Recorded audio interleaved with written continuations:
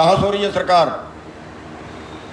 Ambulance 20 kilometre दूर जाना है, एम्बुलेंस है, एम्बुलेंस खड़ी है, कहता है 20,000 में ले जाऊंगा, क्योंकि मरीज मरने लग रहा है, मरीज की सांसें निकल रही हैं, मरने लग रहा है।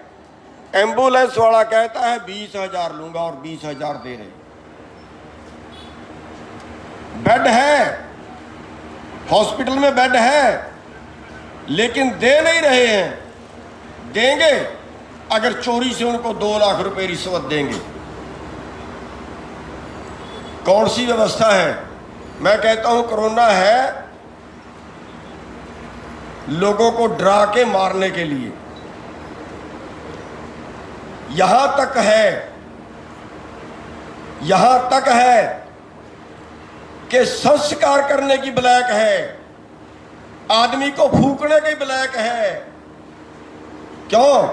बाकी शमशान घाट बंद कर दिए। 100 शमशान घाट थे तो 15 खुले रखे, बाकी बंद कर दिए। उन 15 में ही संस्कार होगा। 12,000 रुपए तो कम से कम कीमत है फूकने की, वरना तो लाइन लगी है और 50,000 रुपए तक भी ब्लैक है। कौन सा जमाना आ गया? कौन सी सरकार है ये? इतनी फेलियर सरकार हमने आज तक नहीं देखी। एक नया मामला और सामने आया। बिहार के अंदर एक नेता है पप्पू यादव, काफी सेवादार है, पीछे कोरोना काल में बहुत सेवा उसने की है लोगों की। एक एमपी के यहाँ पूर्व मंत्री है, पूर्व मंत्री ने 30 एम्बुलेंस अपने संस्थान पे खड़ी की हुई है। उसने जाके पकड़ी। ये 30 एम्बुलेंस छुपा के क्यों खड़ी की हुई है? लोग मर रहे हैं, लोगों के लिए एम्बुलेंस नहीं है। मुकदमा दर्ज होना चाहिए ना उस पूर्व मंत्री पे, लेकिन मुकदमा दर्ज हुआ पप्पू यादव पे। एम्बुलेंस क्यों दे रहे हैं? एम्बुलेंस क्यों पकड़ी इसने? पप्पू यादव पे मुकदमा दर्ज हुआ, अरेस्ट कर लिया। साथियों, ये सरकार पता नहीं तो आबादी कम करने का इनका चक्कर है कि मरने तो जितने मरते हैं, और पता नहीं इनमें इंसानियत नाम की चीज नहीं बची है। और आज का जो आंदोलन है, आज का आंदोलन भी इस इंसानियत को बचाने के लिए है। और मैं तो ये कहता हूं कि आज पूरी दुनिया को, पूरे देश को खड़ा हो जाना चाहिए। छोटे से छोटे आदमी को भी खड़ा हो जाना चाहिए। कोई और लड़ने नहीं आएगा हमारे लिए, कोई लड़ने नहीं आएगा हमारे लिए, हमें खुद लड़ना पड़ेगा, खुद लड़ना पड़ेगा। वरना इस सरकार की जो नीतियां हैं, ये पक्का है कि देश के अंदर तबाही आनी है। क्यों इलाज फ्री नहीं किया जाता? पंजाब से खबर आ रही थी कि गुरुद्वारा साहब की तरफ से, अमृतसर की तरफ से ऐलान किया गया है कि पूरे पंजाब का इलाज फ्री कराएंगे। खबर आई, बाकी तो आप लोग जानते होंगे ज़्यादा। लेकिन एक हमारे देश के अंदर जहां पेट भरने का गुजारा नहीं है, जहां 2 वक्त की रोटी नहीं है, अगर उसको कोरोना होता है तो क्या वो इलाज करा सकता है? क्यों इलाज फ्री नहीं है? ये इतने जो है वो कॉलेज पढ़े हैं, इतने स्कूल पढ़े हैं, उनके अस्पताल बना दिए जाएं। क्यों मरने के लिए छोड़ दिया लोगों को? क्यों फ्री इलाज नहीं है सबका? साथियों, आज वक्त है पूरे देश को जुड़ने का। बीमारी से मरेंगे, और अगर बीमारी से बच गए तो फिर भूख से मरेंगे। हम समझाना इतनी सी बात चाहते हैं कि ये ना किसान के पक्ष में है सरकार, ना मजदूर के पक्ष में है सरकार, ना शहर वाले के पक्ष में है सरकार। ये तो पता नहीं तो दुनिया को मारने के लिए बनी है, और पता नहीं इनकी जो प्लानिंग है वो किस तरह की, हमें समझ नहीं आती।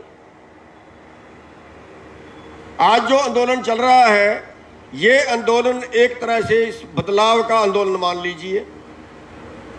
इस सरकार को नहीं, व्यवस्था को, हालातों को बदलने की जरूरत पड़ेगी। और इस हालातों को बदलने की जरूरत में, क्योंकि हालात पूरे देश के लिए बदलने हैं, केवल किसान के लिए नहीं। अगर कहीं चंद लोगों के घरों में, चंद लोगों के गोदामों में ये अनाज कैद हो गया, तो जो लोग आज ऑक्सीजन की ब्लैक कर सकते हैं, सामने मरीज मर रहा है और वो ऑक्सीजन के सिलेंडर की ब्लैक कर रहा है, सामने मरीज मर रहा है वो टिक्के की ब्लैक कर रहा है, हर चीज की ब्लैक कर रहा है, शमशान घाट तक में ब्लैक हो रही है। तो क्या कल वो अनाज की ब्लैक नहीं करेंगे? अगर अनाज चंद लोगों के कब्जे में चला जाए तो क्या वो अनाज खाने के लिए देंगे? वो अगला स्टेप होगा मारने का। आने वाले टाइम में हिंदुस्तान के अंदर सबसे ज्यादा लोग भूख से मरेंगे, सबसे ज्यादा लोग भूख से मरेंगे, और तब कुछ नहीं कर पाएंगे हम लोग।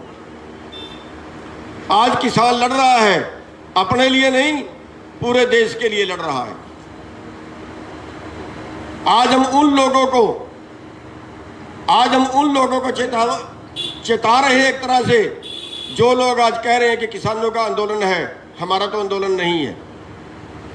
जो शहर में बैठे लोग हैं, भूख से वो ज़्यादा मरेंगे। हम तो अपने हमें तो जितनी हमें ज़रूरत होगी गेहूं की उतनी साल की रख लेंगे, जितनी ज़रूरत होगी धान की उतनी साल के लिए रख लेंगे।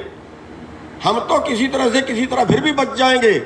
लेकिन जिनके पास ज़मीन नहीं है वो लोग तो सारा मोल का लेके खाएंगे, और सबसे ज़्यादा जो मुसीबत होगी वो उन लोगों के लिए होगी। इसलिए आप लोगों को सबसे ज़्यादा उन लोगों के पास आ जाना चाहिए जिनके पास ज़मीन नहीं है, चाहे वो हमारे गांव के मजदूर हैं, चाहे वो शहर वाले हैं।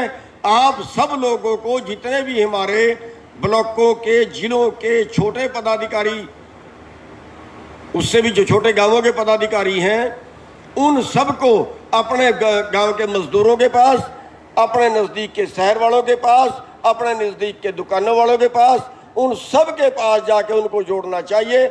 इस आंदोलन को एक महा आंदोलन का रूप दे दीजिए। ये बदलाव का आंदोलन जब तक बन के खड़ा नहीं होगा तब तक शायद सरकार के नहीं हिलेगी, और तब तक आपका शोषण, अब ये आंदोलन जीत भी जाए तो कुछ ना कुछ कल और नया कानून लाके खड़ा कर देंगे। हम एक कानून के लिए लड़ते हैं, जब तक उसका वो पूरा नहीं होता एक और हमारे ऊपर थोप दिया जाता है, फिर उसके बारे में सोचते हैं, फिर तीसरा और हमारे ऊपर थोप दिया जाता है। साथियों, ये आंदोलन जो है ये आर पार का करने वाला आंदोलन है। इससे बड़ा आंदोलन आज तक खड़ा नहीं हुआ। जिस तरीके से इस बार में हम लड़ रहे हैं, इतना बड़ा आंदोलन पहले कभी खड़ा नहीं हुआ। और साथियों, मैं आपको धन्यवाद भी देना चाहूँगा, बधाई भी देना चाहूँगा, जो आप इतनी बड़ी संख्या में दोबारा से आए हो। दोबारा से आने की नहीं, हम तो अपने खेत के काम के लिए गए थे। और एक चेतावनी सरकार को और हम ये देना चाहेंगे कि सरकार कहीं भूल में ये सोच ले कि अब इनकी संख्या कम हो गई है। जिस दिन सरकार ने पंगा ले लिया ना, जिस दिन सरकार ने छेड़खानी कर ली ना, हम 24 घंटे के अंदर अंदर लाखों की संख्या में पहुंच जाएंगे हमारे लोग यहाँ पे।